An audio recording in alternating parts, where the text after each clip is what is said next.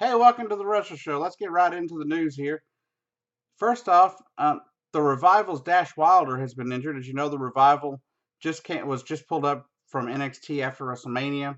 They've really been making a big statement on Raw in the tag team division, but it appears that the Revival, at least, will be on hold or on the shelf for a while because Dash Wilder has apparently fractured his jaw in a live event last Friday. Um, and he's expected to be out almost 2 months, if not longer. So I wish him a speedy recovery. I hope he's back in on the show really soon. It's really sad though to see an up and coming tag team, whether or not you're not supposed to like them. They're a heel tag team, but it is sad to see a good up and coming team, whether you like them or not, getting injured.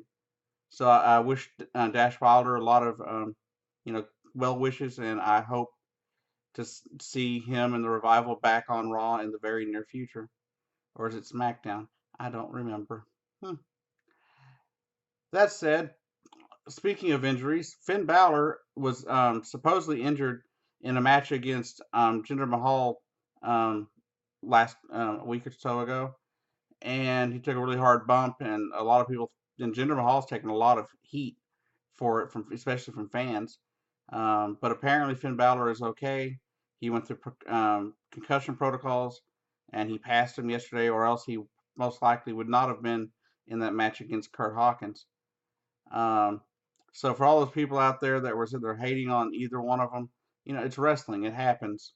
And I don't figure Jinder Mahal had any, intent to hurt Finn Balor. Just it's just like, when he was tossed up against the thing and hurt his shoulder.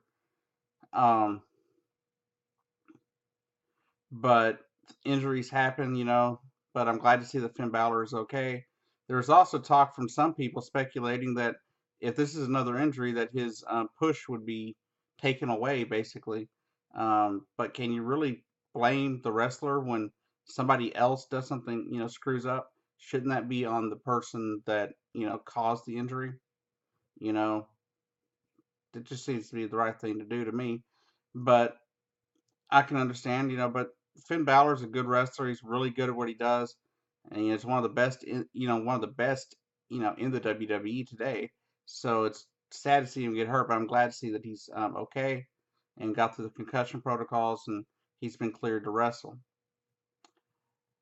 Now this takes me to my last story for this particular episode of the Wrestle Show. It's a discussion of Roman Reigns. Now, it seems like the last 2 years, ever since he returned from his hernia surgery, the WWE has been trying to push him as a face. Well, the problem is, ever since he's made his return, the WWE Universe has not supported him in any way, shape, or form, really. Ever since that Royal Rumble match in Philadelphia where The Rock came out and helped him win, the fans just haven't supported him. I think Roman Reigns is a great wrestler. I think he'd be a great face. But here's the thing, the fans are not accepting it. So why allow Roman Reigns to keep going out there week after week trying to be a face when the fans aren't going to buy it? And more to that point, Vince, it doesn't make any sense. Vince wants to make him a face, yet you send him out there on WrestleMania to beat The Undertaker in what is perceived to be The Undertaker's very last match. Now, what wrestling fan is going to not boo Roman Reigns when he comes out and beats The Undertaker? One of the most beloved wrestlers in all of WWE, WWF, and wrestling in general. The fans love The Undertaker. So how can you have Roman Reigns beat The Undertaker and expect him to be able to go face easily? More to that point, Roman Reigns, the fans boo him every time he comes out, no matter what he does. Whether or not, he's being doing a face promo or whatever, he's booed. And here's the point of it: you have two high profile, or used to be high profile, one active and one retired, and both Hall of Famers, saying that let Roman Reigns be a heel. If the fans are going to boo him or the fans are going to hate him, let them hate him. Let them boo him. be a heel wrestler. Let him be a heel. And those two are Kurt Angle and Jake the Snake Roberts. Both have come out saying that, you know, if the fans are going to hate him, let him be hated by the fans. Let things work naturally for a change, Vince and the writers over at WWE. And that's a very valid point. That if the fans are going to hate him, let them hate him. It's that sooner or later you'll be able to pull that back around. I mean, come on, look at Triple H. There was a point where fans hated Triple H. They couldn't stand him, and then all of a sudden, that's over time, they loved him again. And of course, then the Authority came back, and Authority showed up, and all of a sudden everybody hates him again. That's just a different story. But if you let it go naturally, sooner or later, the WWE fans will probably be willing to see a Roman Reigns face turn. But first off, you got to let them hate him for a little while. Quit pushing him down our throats as a face when we don't want it. I think he's a great wrestler. I think he's got a lot of upside.